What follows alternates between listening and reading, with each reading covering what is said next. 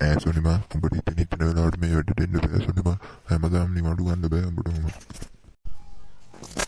අනේ සමාවෙන්න මහත්තයා අම්මා නින්දන මේ ඔක්කොම. ඒක බලාගමුකෝ උඹ හැමදාම වැඩට වරින්කෝ. මොකෝ මල්ලි උඹ අවුලෙන් මොකක්ද කේස් එක? නෑ අයියේ පිස්සගේ ලොක්කා මට හැමදාම අම්මට ලෙඩ නිසා වැඩට යන්න බෑනේ. ඒකින්ද ඌ මට හැමදාම බයිනවා අයියේ. කවුද මල්ලි උඹේ බොසා? ඕකටද කොහොමද දෙකක් අයිමෝ අපි ඉන්නවක පොඩ්ඩක් බලන්න.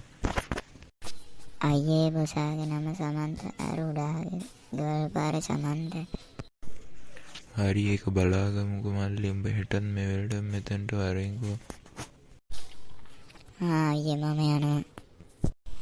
පුතේ උඹ ආවද ගෙදර? ඔව් අම්මා මං ගෙදර ආවා. අම්මට දැන් කොහමද? මගේ කොන්ද ටික රිදෙනවා පුතේ. උඹ අද ආවද? ඔව් සර් මම අද වැඩට ආවා.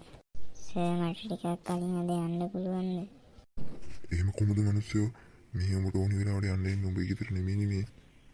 සර් මම යන වෙලාව ඇවිල්ලා තියෙන්නේ. මම යනවා සර්.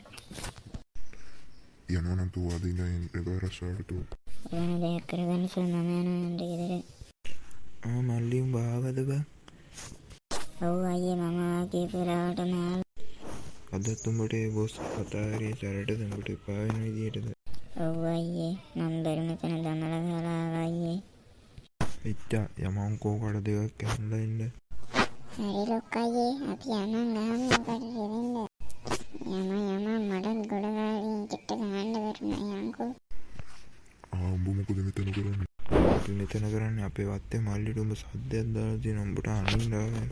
ලොක්කා මම දරුණු මිනිස්සු මම අත්තින් ලොකු පාතාලේ කල්ලිය පොඩි සමන්ත මේ